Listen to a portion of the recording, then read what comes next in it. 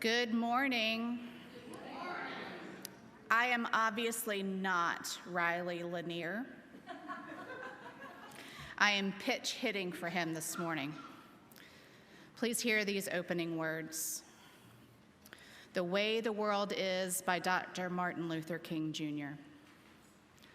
All this is simply to say that all life is interrelated. We are caught in an inescapable network of mutuality, tied in a single garment of destiny. Whatever affects one directly affects all indirectly. I can never be what I ought to be until you are what you ought to be. You can never be what you ought to be until I am what I ought to be. This is the way the world is made.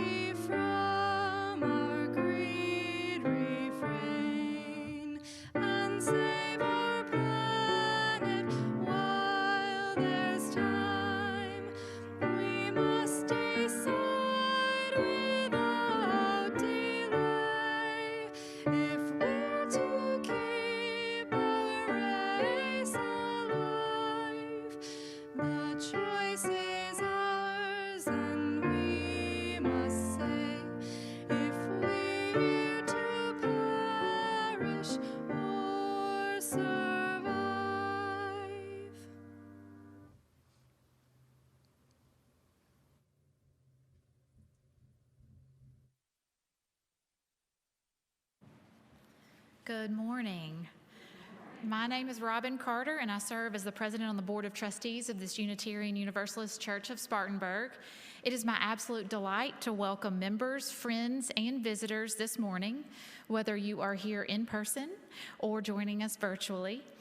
This is a welcoming congregation where we can ask dangerous questions together. If you are a visitor in the sanctuary this morning, please locate the visitor card in the chair back in front of you. Fill it out, share a bit of information about yourself, and let us know if you'd like to learn more about this congregation.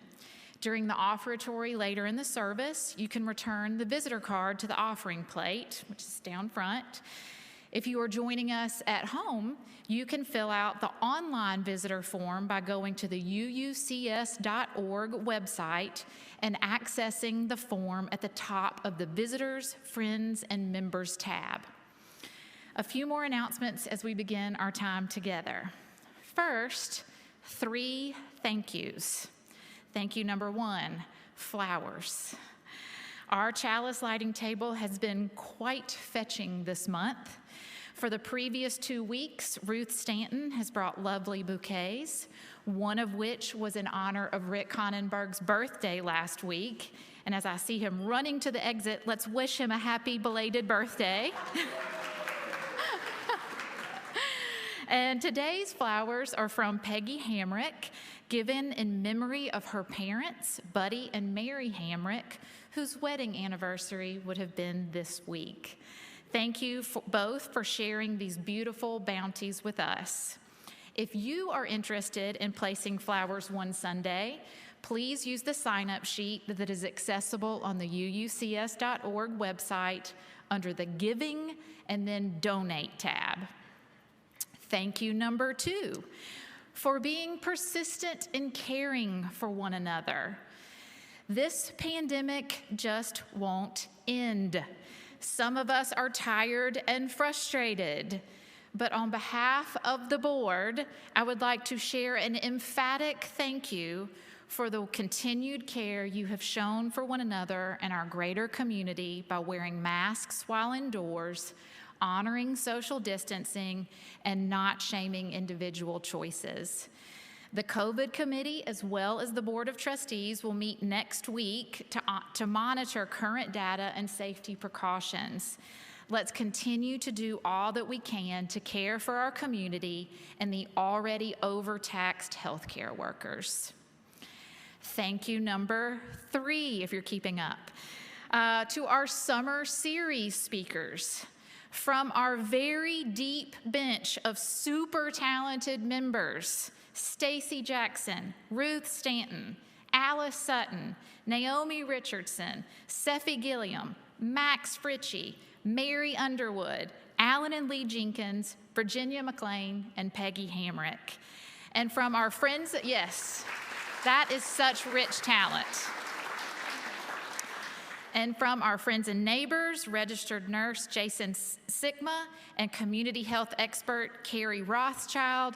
And let's not forget the entire team of worship associates who worked hard to make it all come together for us this summer. Thank you for sharing your time and talent with us.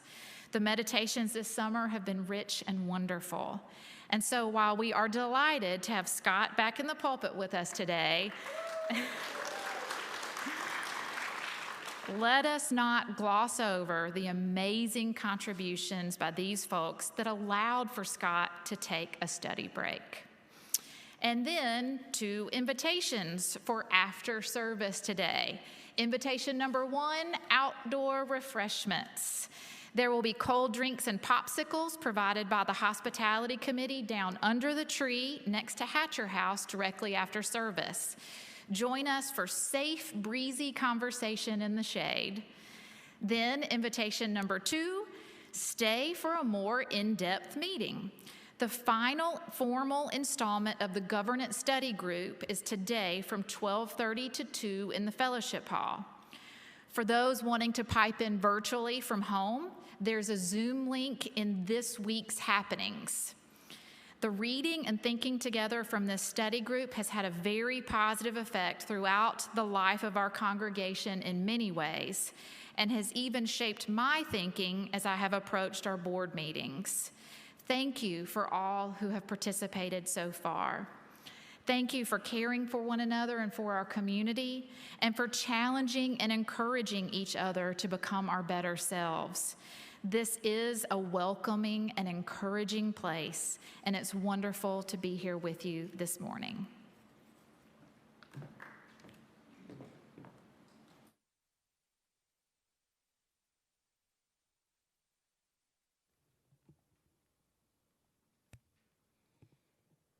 Does all that applause for all those people that Robin named, but just the smallest applause when Robin finished. So I think we should give our president a huge round of applause.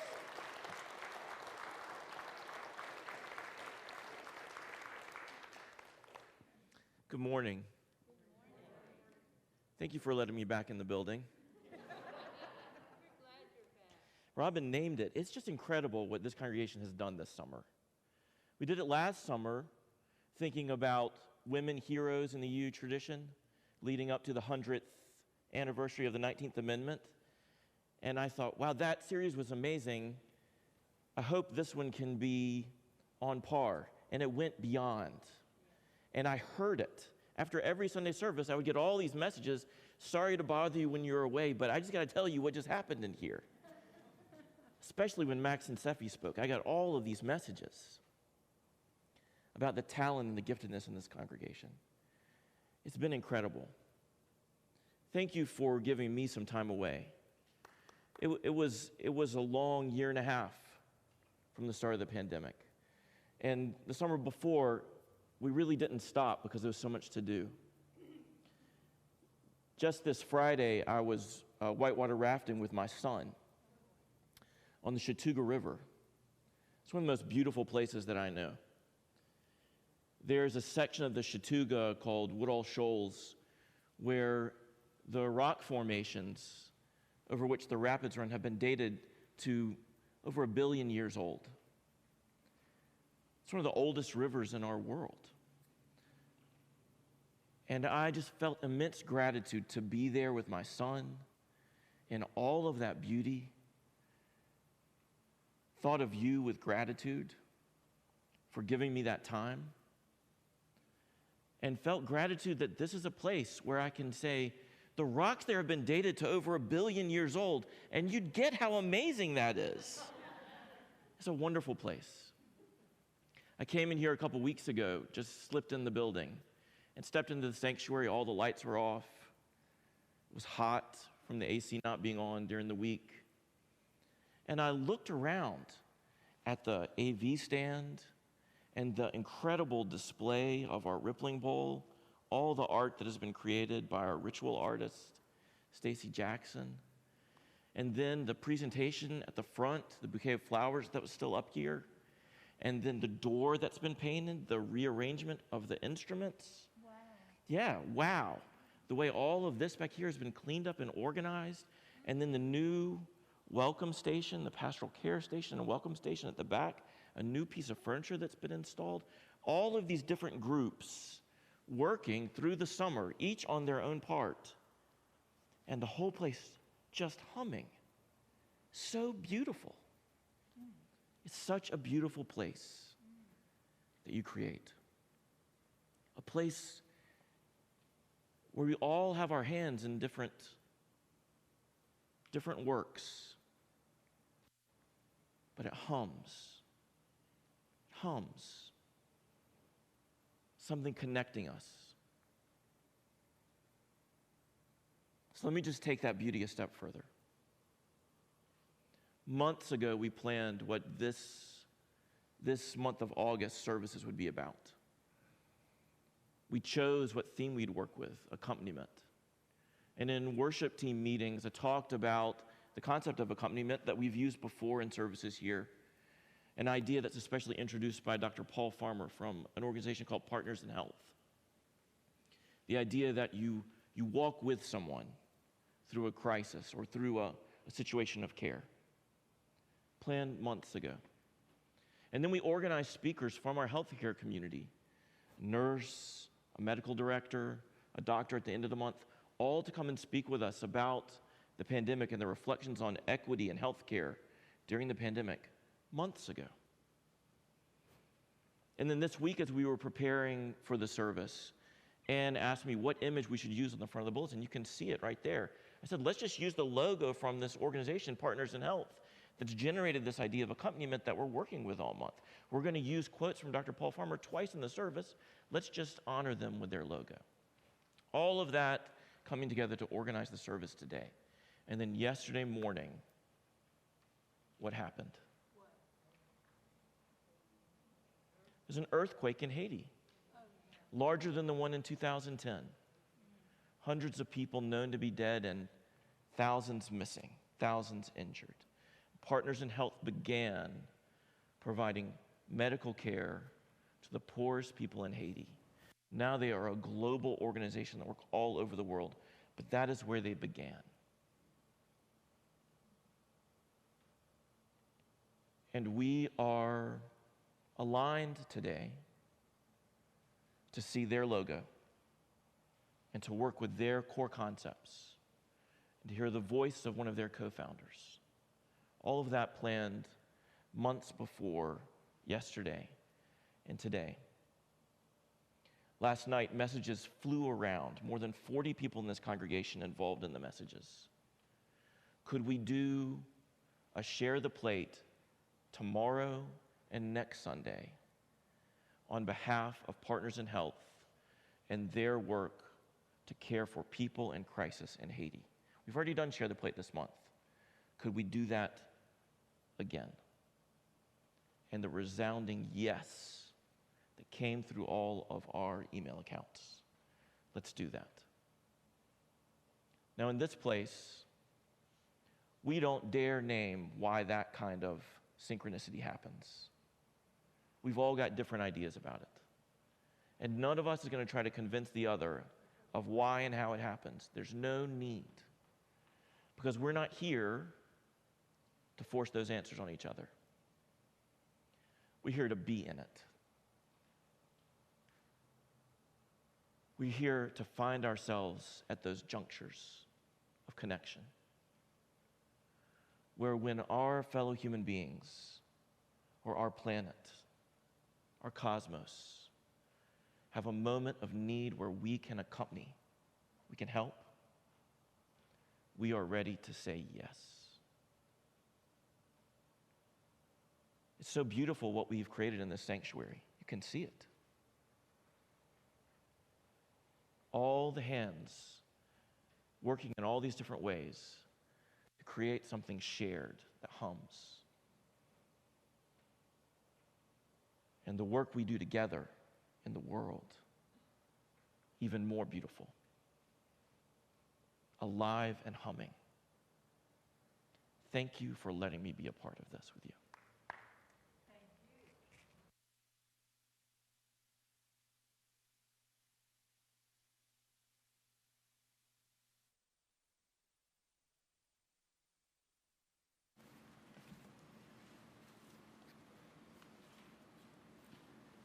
These are the words of Dr. Paul Farmer, Partners in Health, as our lighting of the chalice this morning.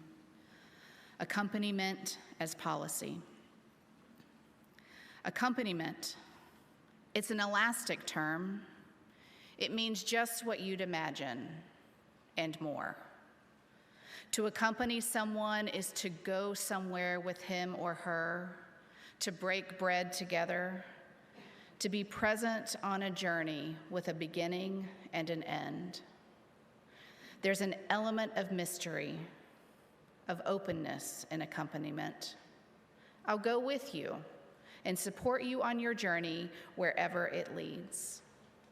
I'll keep you company and share your fate for a while. And by a while, I don't mean a little while. Accompaniment is much more often about sticking with a task until it's deemed completed by the person or people being accompanied, rather than by the accompaniture.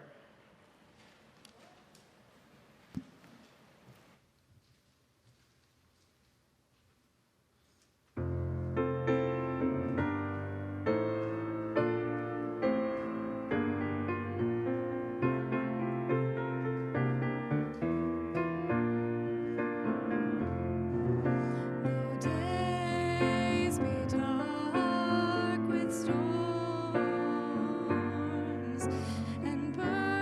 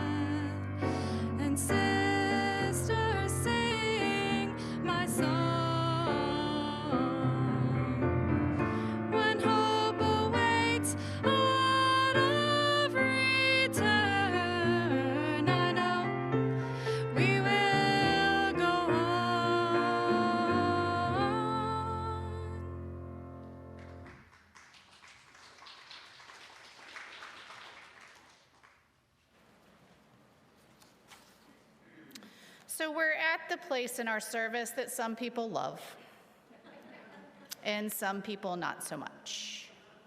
It's the sacred time of greeting one another. If you're joining us virtually this morning, please take this time to reach out to someone by text or email, make a phone call, or just bring someone to mind.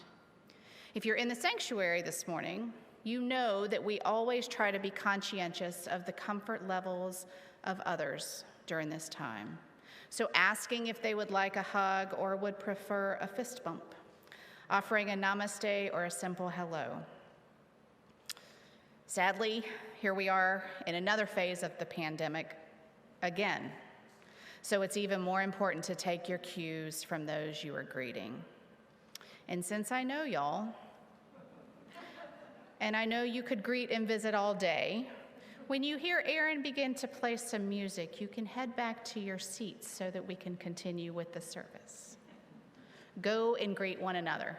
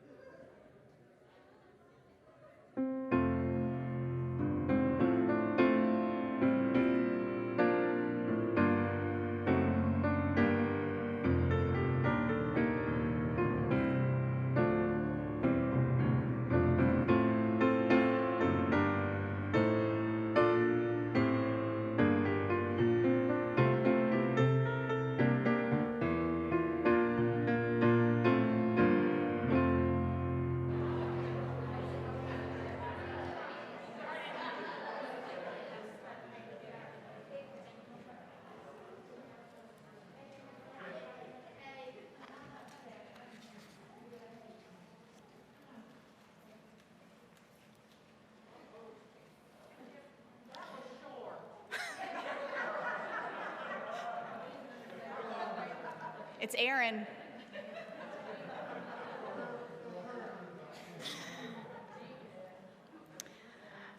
Maybe next week it'll be a little longer. Our denomination does not have a creed, and that is because we do not all share the same beliefs. Instead, we have a covenant that guides the ways in which we live in relation to one another. Our covenant helps us know how to support not only this community of faith, but also the wider community in the world. This congregation truly embraces these words and lives by them. They are intentional and taken seriously as we strive to create the world that we know is possible. The words of the covenant are printed in the order of service. For those of you joining us virtually, you can find that on the homepage or on the YouTube page. Please join me in speaking these living words together. We are a people of faith and hope.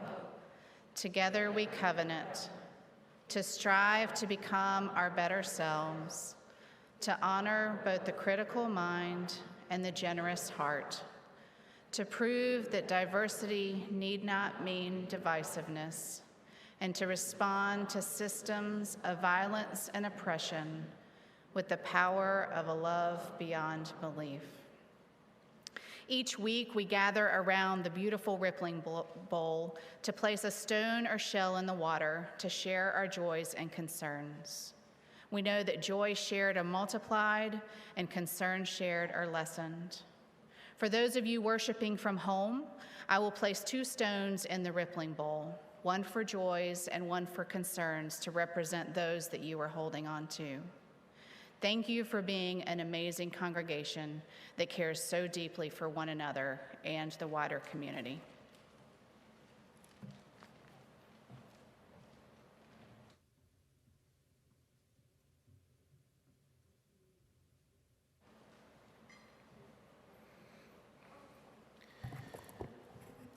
We bring our gifts. This Sunday and next, we will share the plate on behalf of Partners in Health in Haiti, working for disaster relief efforts for those who have suffered from the earthquake that struck the country yesterday. Haiti was one of the first republics in our modern era and in the Western Hemisphere, an independent Black republic after a revolt against French colonialism and enslavement. But rather than stand in solidarity with our fellow democratic country in this hemisphere, our own new republic and many other Western powers abandoned Haiti, in many ways orphaned Haiti. And the history of Haiti has been one of marginalization and occupation and political turmoil now for the majority of that country's history. In 2010, a massive earthquake caused tremendous devastation, much of which the country of Haiti has still not recovered from. The majority of people live in desperate poverty. And as has happened over and over and over again in Haiti's history, only last month, the Haitian president was assassinated, and the country is in what can only generously be called political transition. Political turmoil. There could not be a worse time for another major natural disaster to strike. And a tropical storm is bearing down this week.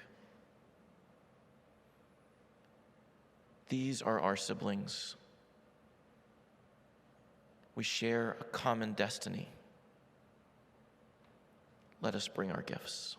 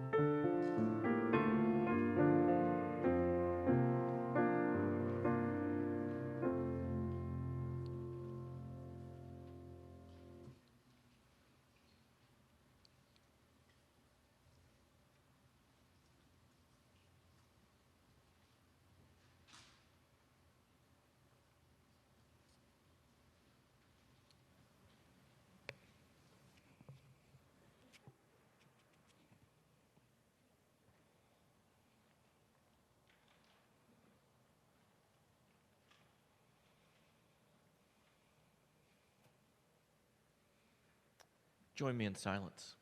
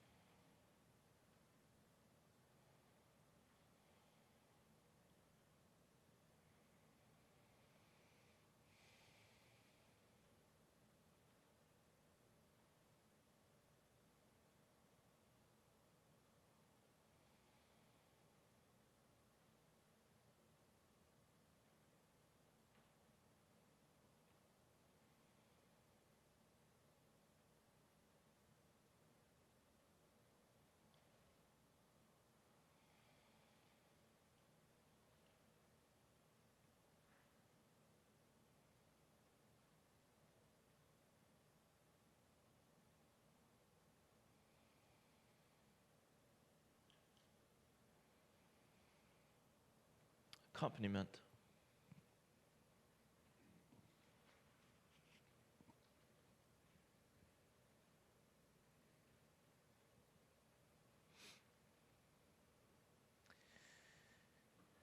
I get these text messages,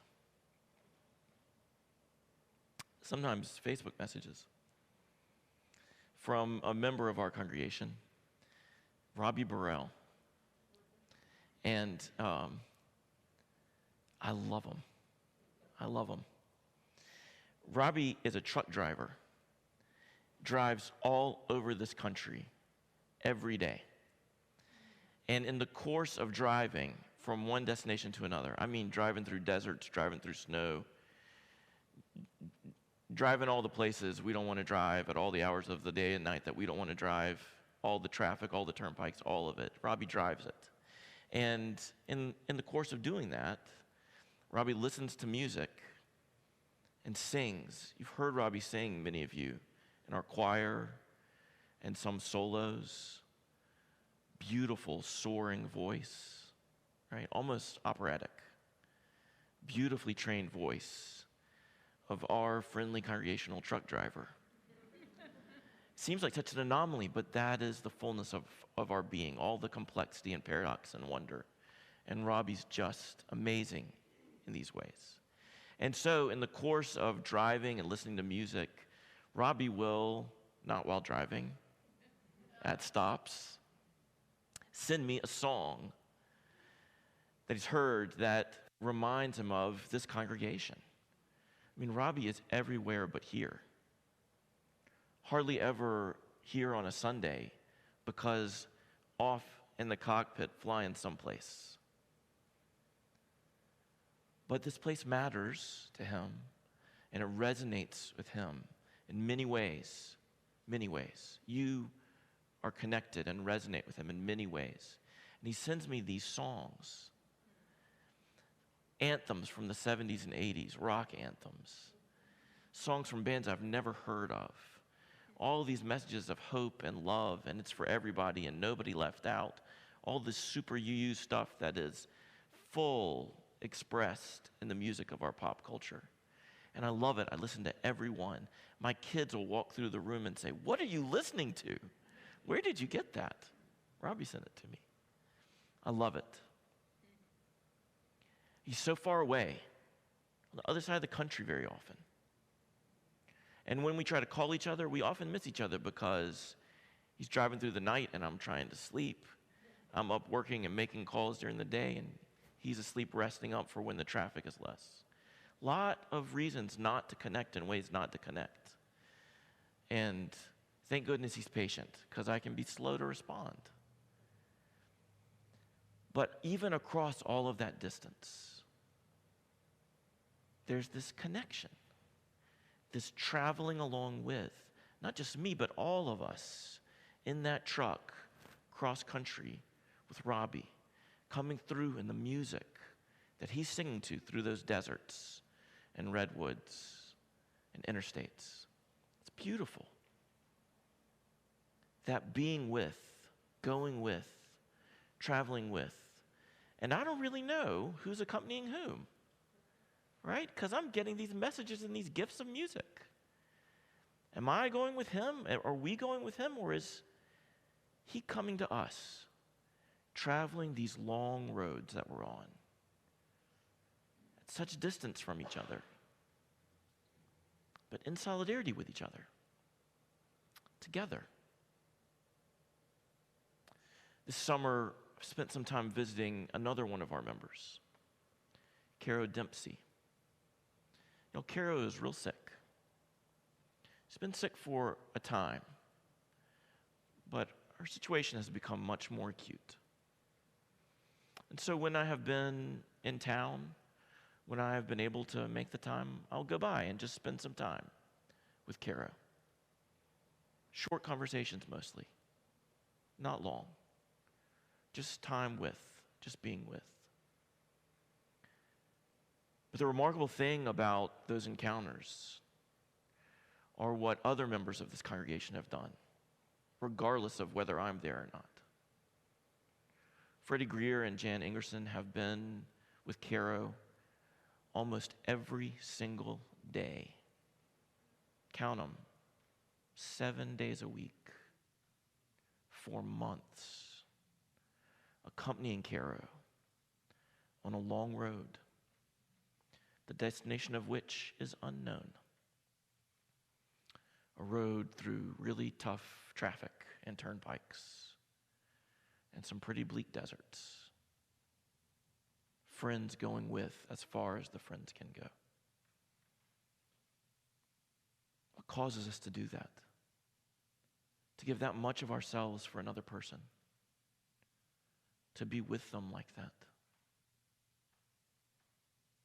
Our speakers this month, so far, a nurse who works on the COVID floor, and the director of policy and health equity for our local hospital system, our regional hospital system, are people who do this work of being with down the long road. And we are working with this theme of accompaniment, of being with one another this month, to reflect on what our life is now, what is asked of us in this pandemic, and what we can find in ourselves, that best self that we can take beyond whatever the eventual boundary of this pandemic is. What does it mean to be with people on the long journey, not knowing the destination, not knowing the outcome? And to be with, in that uncertainty and ambiguity, faithfully, to show up again and again, even without answers. And one of the guest speakers we had was Jason Sikma, the nurse. He's my brother-in-law. He is like an RAF fighter pilot in World War II to me. I see him in a bomber jacket every time I look at that guy in his scrubs, right? That's the level of person that he is in my mind. He's that kind of hero. He is an accompaniator. He is a person who accompanies. And let me just underscore to what degree he does that. Something he would never share about himself. When he was here a couple Sundays ago, the entire week before, my father had been hospitalized. It's been a long summer. My dad's been in and out of the hospital twice. There's a lot going on. A lot going on. Many of you have been kind to ask today about him. He's not as well as I want him to be. Jason is working his shifts at the hospital, and in between, coming by to check on my dad, to see how he's doing, to interpret all the information and all the ambiguity, and relaying information back home, and going back home to check on him, to see what's going on. Nurse on the clock and nurse off the clock, right? Can you imagine what that takes out of a person? And the decision that you got to make every day just to get up and drink your coffee and go back at it again, to never really be off. Some of you know what that's like. And can you imagine the gift that that has been to my dad and to my mom, to my brothers and my sister and to me, to have somebody we trust walking with us like that, being with us like that.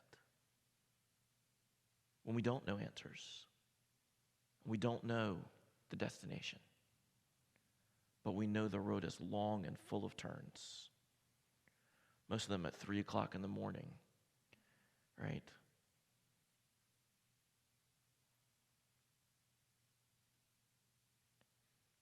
One of the reasons that we are inviting representatives of the medical community to speak with us this month is to honor the way that these people have accompanied us in their thankless task, a task that our political leaders have often made about 10 million times worse by creating policies or disavowing policies or not enacting policies that could make things so much better. These people who accompany us even when our wider culture does everything it can to undermine them. And so we honor the accompaniment that these people have offered us. The other reason for inviting them here and for showering them with the praise that we have showered them with, and I'm so grateful that you've done that because I've heard from both of them about what you have said to them after these services, is to learn ourselves how we can accompany them. And we don't know what the next year holds. But we are well into the second year of this thing. And everybody I talk to in the medical profession says it's getting worse. Okay? So the question begins to become not just how do we get through, but how do we be with one another? How do we get through this together? How do we walk with each other through whatever lies ahead on the long road? And we want to honor and praise those people who are doing that for us, such a gift of their lives in our medical community. And we can offer that back. We can find ways to accompany them, to be with them in this hard and thankless work that they are doing for all of us. Who is accompanying whom? That is a wonderful question for us to trouble. To make it so things are so mutual, we can't tell who's offering what to whom. We're just there together, walking this road together. In the world's spiritual traditions, around the world and through time, the core definition of divinity, it's not power, it's not knowledge, it's not omniscience, it's not rule. The core definition of divinity, in the very best, the most transformative of our spiritual traditions, all around the world and through time, is of a being who chooses to be with us, to just be with. Now, in this setting, I'm not saying that to try to convince you of anything. I'm not that stupid. You might wonder, but at least on that level, I'm not. And I don't want to. That's unnecessary. Because in this setting, we're not worried about what that is, or if that is, or what name or definition to use to even describe it, whether it is or not. But we are smart enough and deep enough to be able to look at these traditions, whether we connect with them or not, and to glean from them their wisdom for our lives. The definition of divinity at its heart is to be with us through whatever comes, through whatever life is, through whatever the end of life is, and whatever, if anything, is beyond that end of life, to be with us. And whatever that is, if it is, the wisdom we can glean is to do that. If there is some greater power in the universe, then that's the model that's set for us to be with. And if there's not, then here is a universe where that's needed. And it is for us to step forward and do it.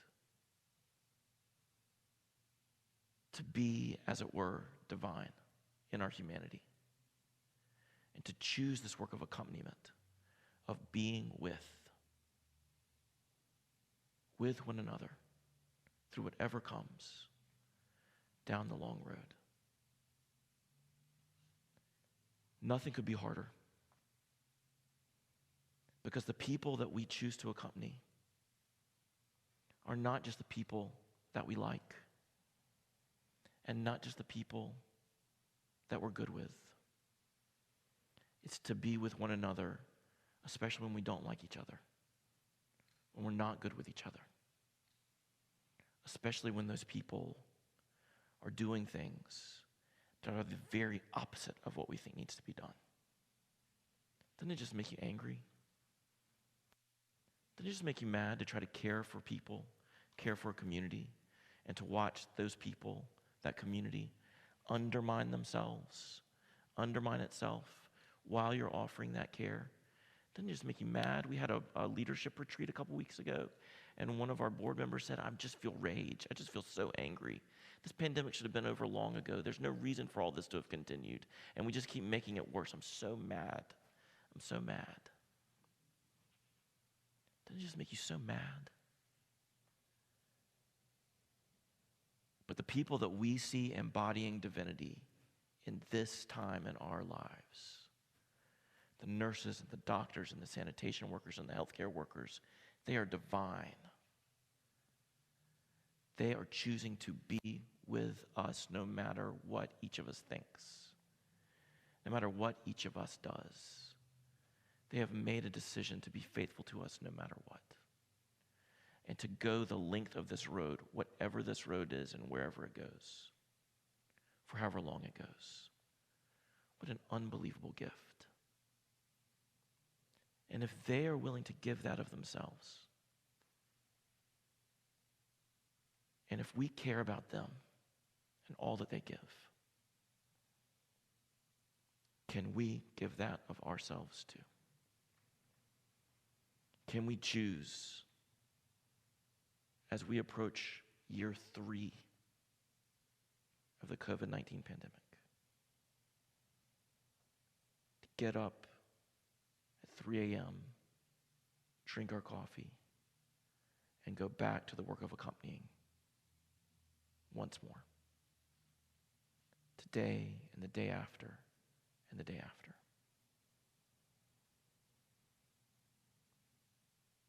The good news is I know we can, because Freddie Greer's been doing it, and Jan Ingerson's been doing it, and Mel Fritchie, and Joyce Harrison, and Jason Sigma, Janice Tuck, on and on and on. I see us doing it. I see us doing it. That's the work that's before us. To keep walking this road with people, the ones we love and care about, and the ones that we are so angry at. Isn't that right, Betty? So angry. To accompany down the road, to be with no matter what, so that we find whatever that destination is that lies before us. And here's the gift. the gift that Robbie Burrell offers us all. It's accompaniment not only in the suffering, not only in the pain and the frustration, not only in the rage and the anger. We know so well not only how to care for each other in difficulty, but how to be with one another in joy, in fellowship, in music, in good food. So much of that stuff that we've had to set aside for the last year and a half just to keep one another safe. And Robbie keeps texting me these songs. This makes me think of your congregation. This makes me think of us. This is the message of love and everyone belonging that we share. This makes me feel like the UU congregation is with me all the way on the other side of the country at 3 o'clock in the morning, right? And that's us, the music, the joy, the banquet, the being together. And that's the work of accompaniment that lies before us too. Not just the hard slog down the road, but how are we going to spend this year in celebration and with music and with fellowship and with food and with a banquet, with a feast? How are we going to live the fullness of our lives, no matter how long the road is and what lies at the end of it? And I know we can. I know we can. Because y'all, there are popsicles under the tree at the end of the service today.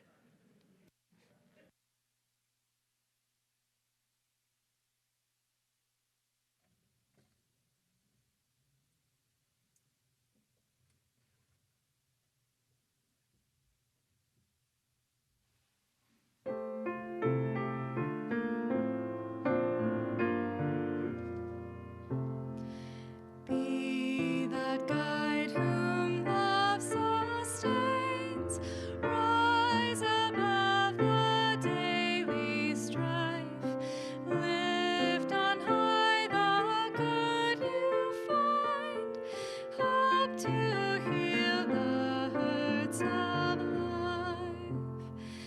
Be that helper nothing daunts, doubt a friend or taunt a foe, ever strive for liberty, show the path which life should go. Be that builder trusting good, bitter though the test may be, through all ages they are right, though they build in agony. Be that teacher faith directs, move beyond the old frontier, though the fright and fear that faith be tomorrow's pioneer.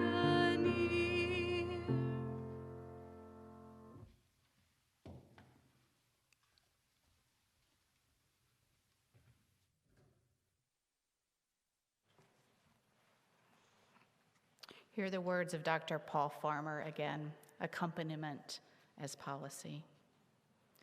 Accompaniment, it's an elastic term. It means just what you'd imagine and more. To accompany someone is to go somewhere with him or her, to break bread together, to be present on a journey with a beginning and an end.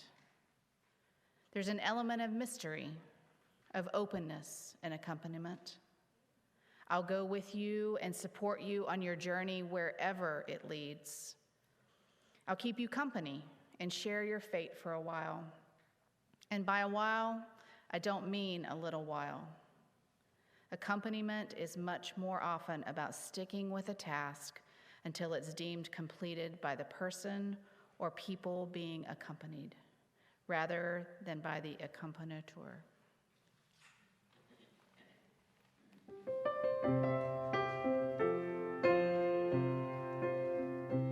We have spent time together, and these holy moments give us strength to go down the winding road.